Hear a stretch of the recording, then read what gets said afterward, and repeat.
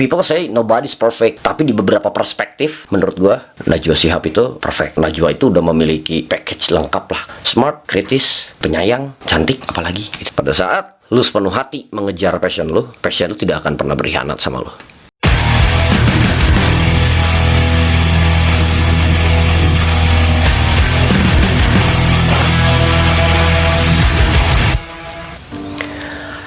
Yo, so we're back at it again. How you guys doing out there? Semoga sehat selalu ya. Di video kali ini gue mutusin buat ngangkat sosok ini. Siapa? Najwa Shihab, yang lebih akrab dikenal Mbak Nana. Ya jujur I'm a big fans of her. Kita coba lihat dulu beberapa cuplikan video beliau yang sempat rame di belakangan ini. Langsung ngomong dong, di mata Najwa nggak ada sensor, langsung to the point.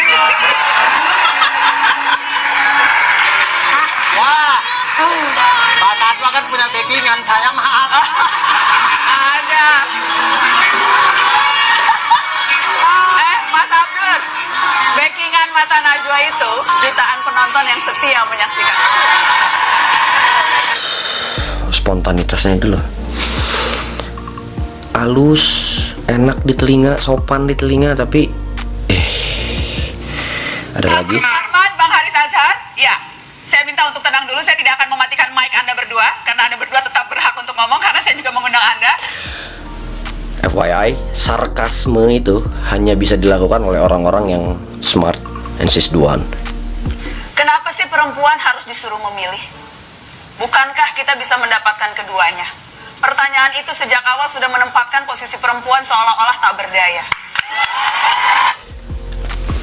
Cantik anjir.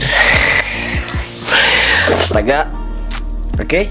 Ya, ada satu lagi nih. Cinta itu jangan cari pembenaran di akal, nggak akan pernah ketemu. Cari pembenarannya tuh di sini. Tuh Mas Yansen. Kalau pakai ini nggak akan nemu, pasti ada aja nggak cocoknya. Ya, kalau jadi pakai ini khusus pasti. untuk cinta, dengarkan di hati. Khusus untuk cinta, saya dengerin Mbak Najwa aja bisa nggak?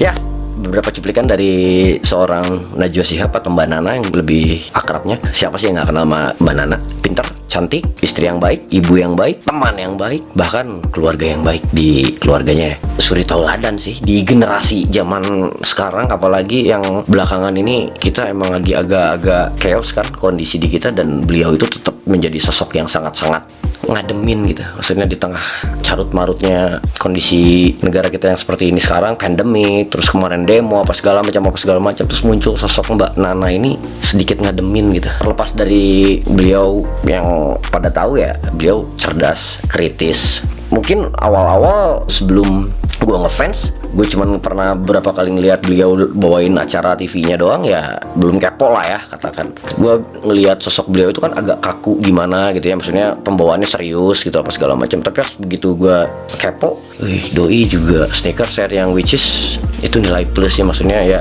beliau itu bener-bener balance di kehidupannya ya, terutama karir sama keluarga jelas balance gitu kan. Lulus di Universitas Indonesia jurusan hukum, tapi beliau justru mencuat karirnya semenjak meniti karir menjadi news anchor di stasiun TV. Gokilnya lagi, beliau itu adalah reporter pertamanya Metro TV. Damn, kalau udah ngomongin prestasi, udah nggak ada tandingan sih. Menurut gua saat ini ya udah nggak ada tandingan lah di Indonesia. Beberapa kali juga kalau nggak salah dia dinobatkan sebagai wanita paling dikagumi. Ya, gue mau bilang siapa yang nggak kagum sama dia. Sayangnya nikah muda cuy. Waktu SMA beliau sempat mendapatkan kesempatan pertukaran murid ke Amerika Serikat. Beliau itu sempat panik katanya di Amerika Serikat sana karena sempat nggak punya teman. Sementara beliau itu memang orang yang sangat-sangat friendly. Makanya beliau itu mengambil tindakan yang which is buat gue it's a brave move. Itu sangat-sangat berani sekali. Beliau ikut beberapa kegiatan di sekolahnya, dari klub bowling, panjat tebing, sampai klub debat. Karena beliau itu benar-benar menginspirasi kita ya. Sering banget beliau pun mengatakan kalau kita itu harus hidup dengan cinta terhadap sesama. Kalau gue pribadi, gue masih punya kelemahan seperti itu gitu. Pada saat gue tidak punya teman atau lagi nggak ada teman buat ditemuin atau buat diajak main apa segala macam, gue bisa sendiri. Beliau blending gitu, tapi tidak memaksakan diri ya. Kalau beliau itu tidak memaksakan diri. Kalau misalkan kalian merasa terpaksa ya, which is itu juga tidak bagus. Itu poin-poin dari gue pribadi. Terus fakta-fakta lain lainnya tentang Mbak Najwa. Salah satunya yang bikin gue juga sempat kaget tapi lucu sih gitu, maksudnya beliau katanya nggak bisa nyetir, nggak bisa berenang juga, tapi tidak mengurangi nilai kagum gue sama beliau loh. People say nobody's perfect, tapi di beberapa perspektif menurut gue Najwa Shihab itu perfect. Ya terlepas dari paradigma nobody's perfect tadi ya, ada di beberapa perspektif itu ya Najwa itu udah memiliki package lengkap lah. Smart, kritis, penyayang, cantik, apalagi gitu. Ya kan? Ya, hal-hal yang harus atau mungkin yang bisa kita ambil dari sosok Mbak Nana ini banyak sekali cuy. Ya Mbak Nana ini hampir sama kayak Jering lah. Ibaratnya kalau misalkan mereka itu superhero, lo semua tahu lah, superhero itu kan kekuatannya beda-beda cuy. Yang satu bisa ngilang, yang satu bisa terbang. But overall tujuan mereka sama, menyuarakan rakyat-rakyat kecil ya. Dan yang paling fundamental kan ya mereka itu sama-sama memperjuangkan kebenaran.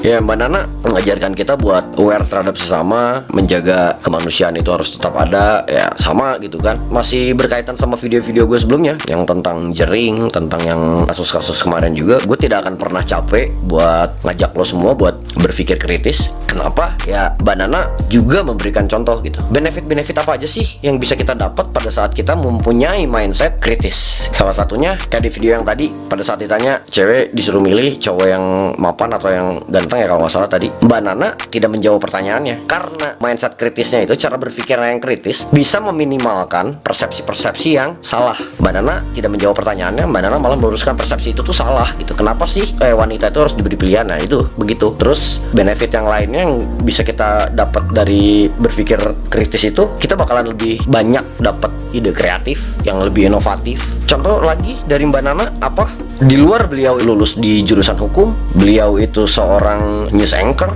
reporter, beliau itu jago banget juga menciptakan puisi. Bahkan beliau itu pernah menciptakan lagu buat Efek Rumah Kaca.